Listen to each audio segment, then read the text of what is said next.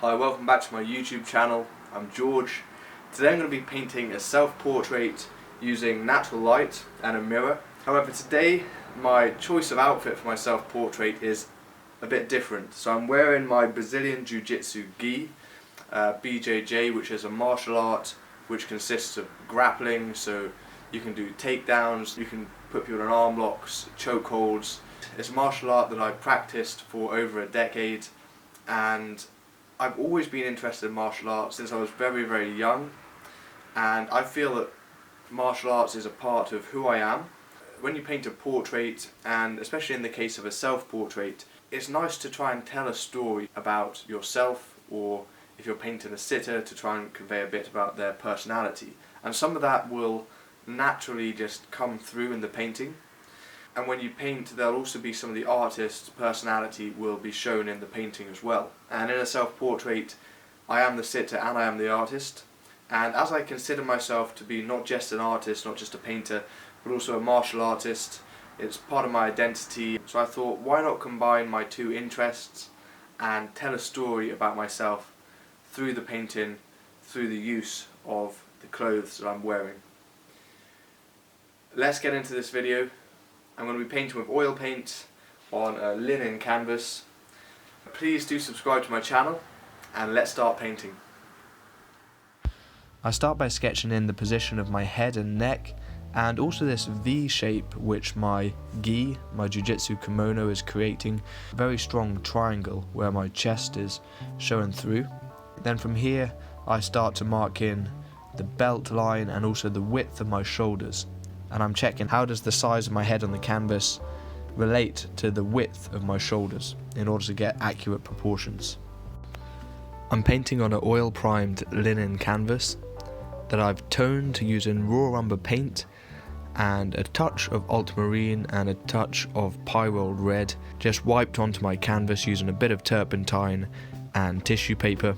This gives the painting an underlayer which is known as an imprimatura, and it takes away the really bright white of the canvas, which can be distracting, and also the white can show through and between your brush strokes. So it's quite nice working on a mid-tone, and in this particular example I applied this imprimatura just before I began painting, so this imprimatura is wet, which adds another advantage in the sense that I can actually wipe away at the imprimatura to bring back the white of the canvas in order to get a quick value impression of the light areas of the painting.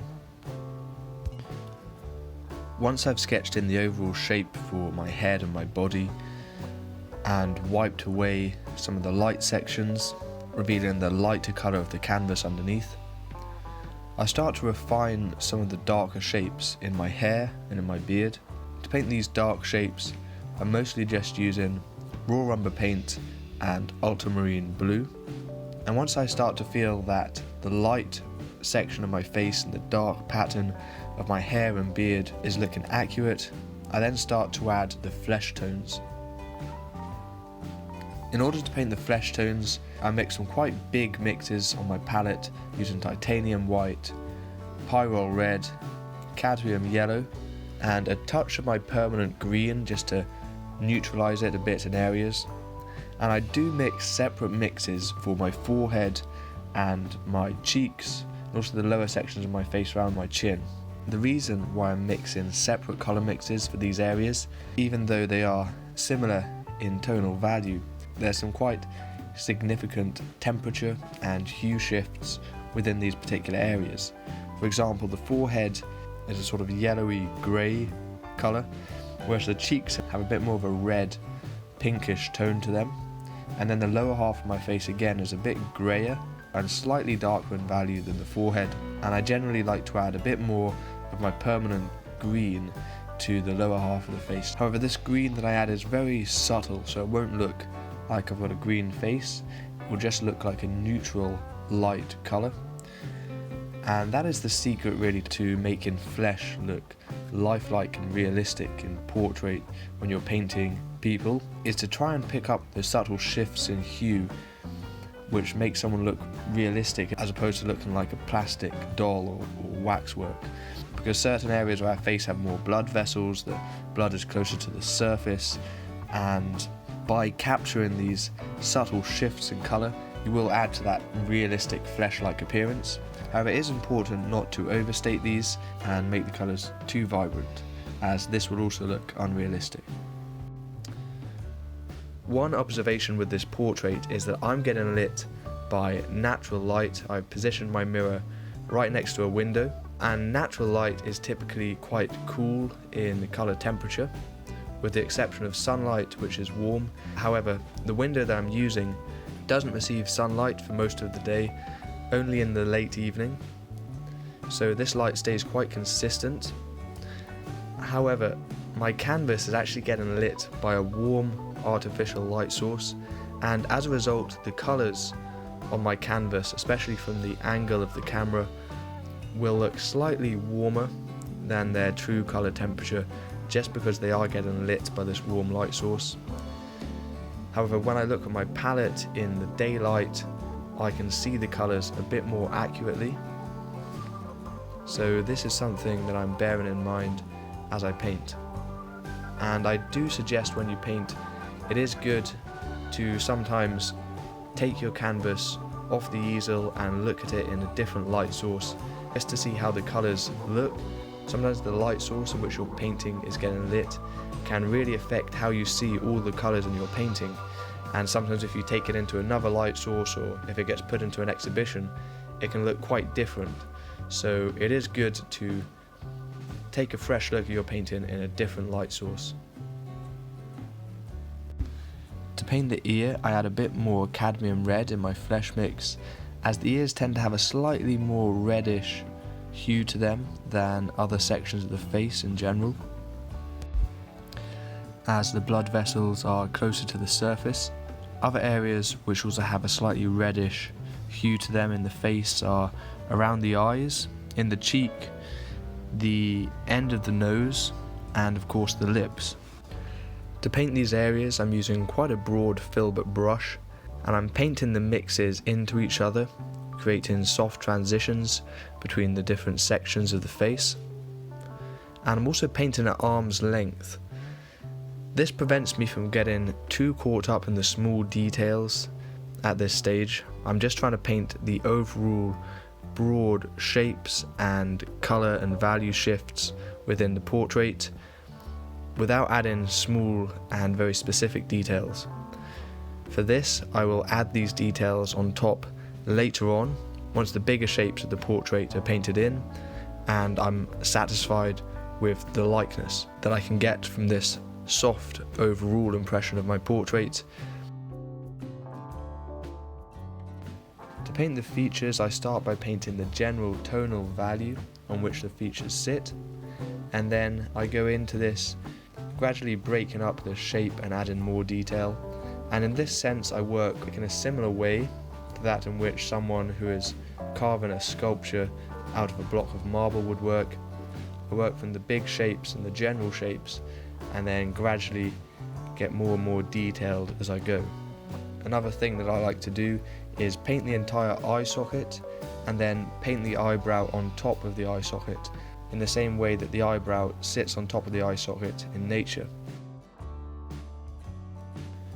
So I'm not using any black oil paint on my palette, so in order to paint these dark sections such as the nostril and the dark accents in the lip, I'm actually using quite a red mix, using my alizarin crimson and raw umber, which are both dark and warm pigments. And that's one of the nice things about working from life, is that perhaps in a photo, if I was to photograph my portrait and print it out, some of these areas which are dark and quite chromatic, they have a really quite vibrant red hue to them.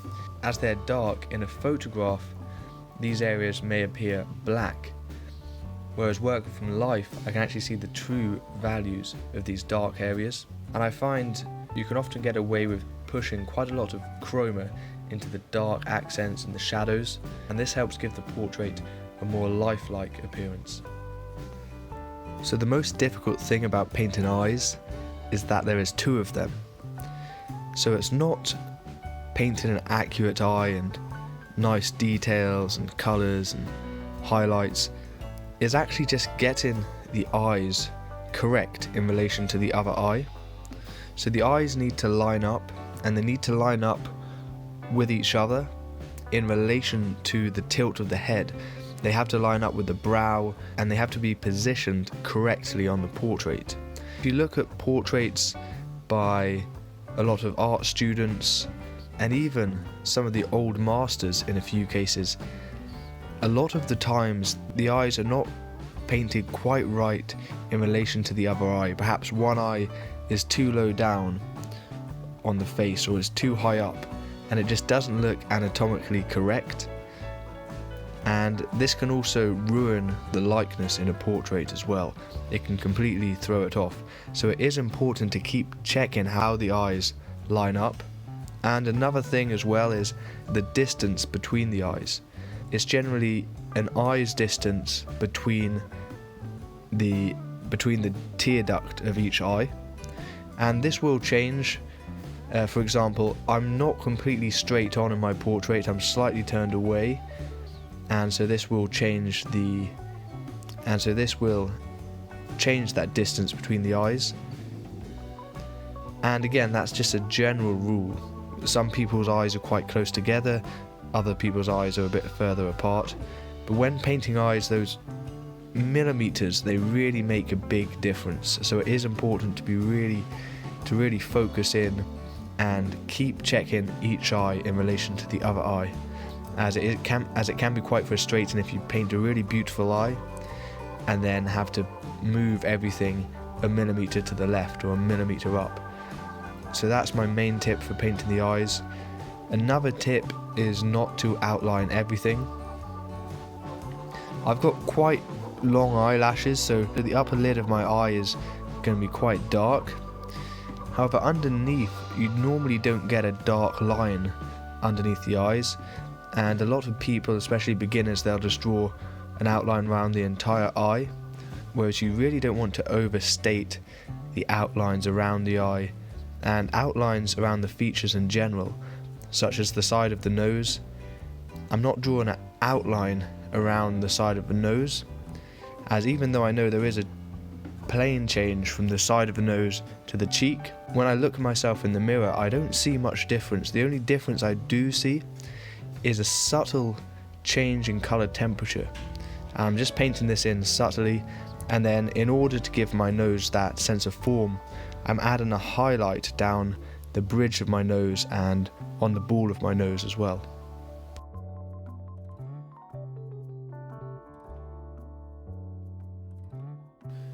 It's now later in the day, and some of that sunlight is now shining directly through the window, and as a result this has changed the shadows and the colours in the lights. So I'm not going to work anymore on the portrait, but I'm going to take this as an opportunity to paint in the background around my head.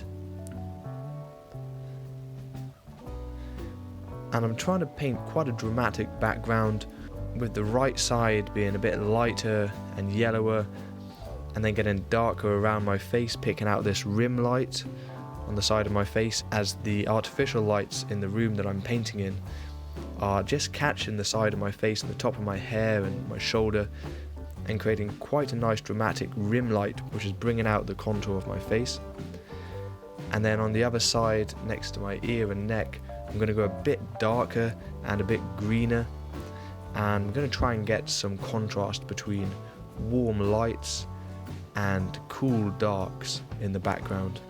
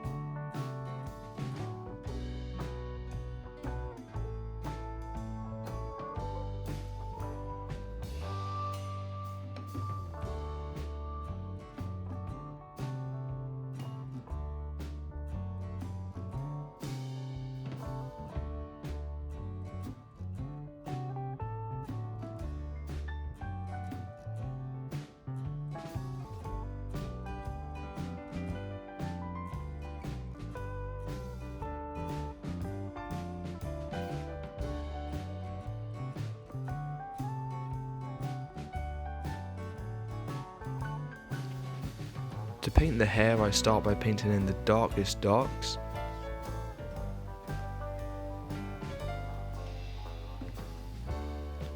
Using a mix of alizarin crimson, ultramarine blue and raw umber. Next to this I paint in the mid-tone, the general colour of my hair, and then on top of this I paint the highlights, which are cooler in colour temperature, as these are the areas which are reflecting most of that light, of that daylight coming in through the window. And as I work into the hair, I get a bit more specific with the shapes of the hair, especially in the highlights, as by getting these details accurate, it will give the impression of a whole head of hair without having to go in with a small brush and paint in every hair.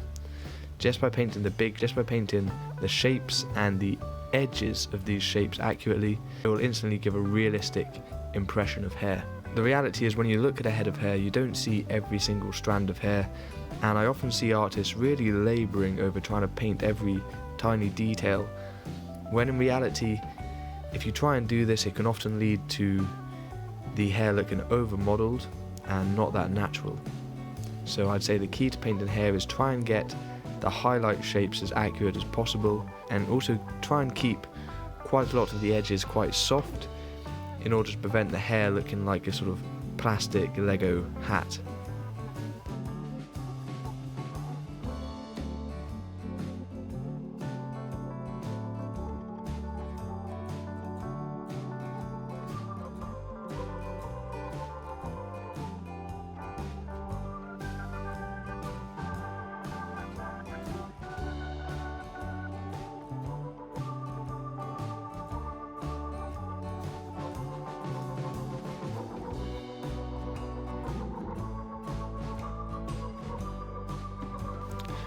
To paint my jiu-jitsu gi, I start by painting the areas in shadow, using a mix mostly made up of ultramarine blue and raw umber paint, and I apply these areas quite thinly, as it's nice to keep the shadows thin. It gives a sort of translucent appearance to them and helps them sit back, whereas the thicker paint that I'm going to use in the light areas will catch the viewer's eye a bit more. I've chosen to paint my hand holding my paintbrush in a relaxed pose, and my hand is in between brush strokes, so I'm not painting my hand painting, but rather my hand in a position where I have just applied a brush stroke, or I am just about to apply a brush stroke onto the painting. And I did move my hand around in certain different positions, however I felt this position looked the nicest.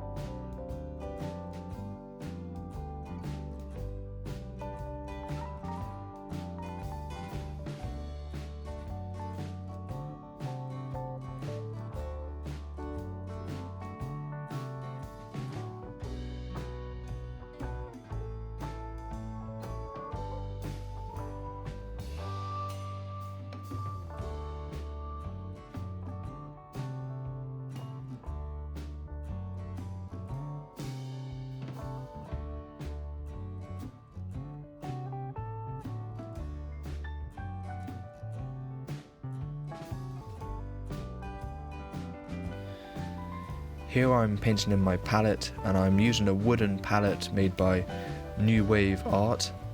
And I always like portraits which show the artist's palette, as you can learn a lot about their process just by looking at their colour mixes and the colours they choose to use in the painting.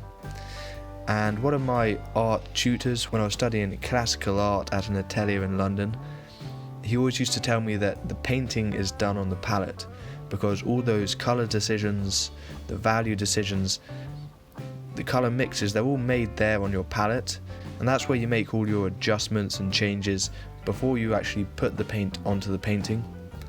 And in this case, you won't see all the colours that I'm using, but I'm going to paint the colours which are closest to my hand, and then my palette is going to go off the edge of the canvas. So you won't be able to see every colour that I have in my palette, but it is interesting to see the colours artists used on their palette throughout time.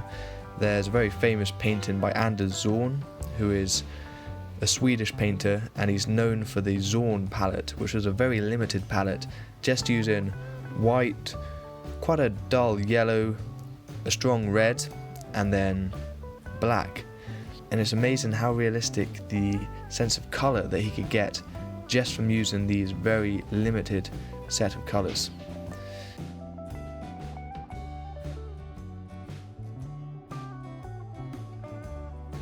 When I paint this palette, it's quite nice because I can actually scrape up some of my colour mixes and just put them straight onto the painting. And also I can use the pure pigment that I'm using and just put this pigment onto the painting, so it's actually quite an easy thing to paint. And as the wood is quite shiny, I'm also painting in some of those reflections of the paint colour onto the palette, and that helps convey the surface texture of the palette.